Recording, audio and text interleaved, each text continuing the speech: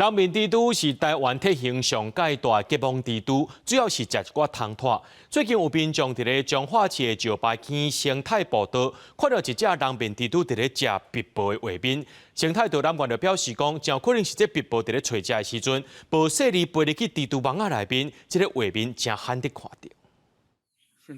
画面中会当看到人面蜘蛛正咧食物件，但是说咧食一只体型甲差不多大的东亚壁报。彰化市石牌坑生态步道，自然环境丰富，本来就有人面蜘蛛的影子，但是导览员表示，若要看到人面蜘蛛食壁报，是真难得的机会。透早起来的时候去看到这个结网的所在呢，顶悬有一丸，一丸的时候哪会遮大丸？结果发觉是这只蜜报啦，因为这款物件有当时你讲要看到的机会实在足难得的啦。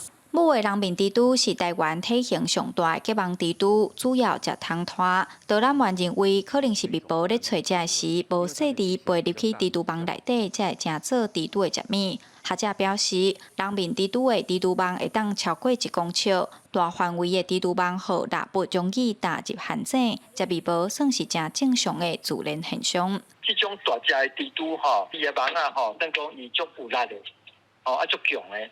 所以讲，有法度讲去掠着遮尔大只的迄个脊椎动物，袂去互破去，袂去互长去安尼。有当时麻雀，是讲迄捕老鸟，飞甲足忝的嘛有可能去互网着。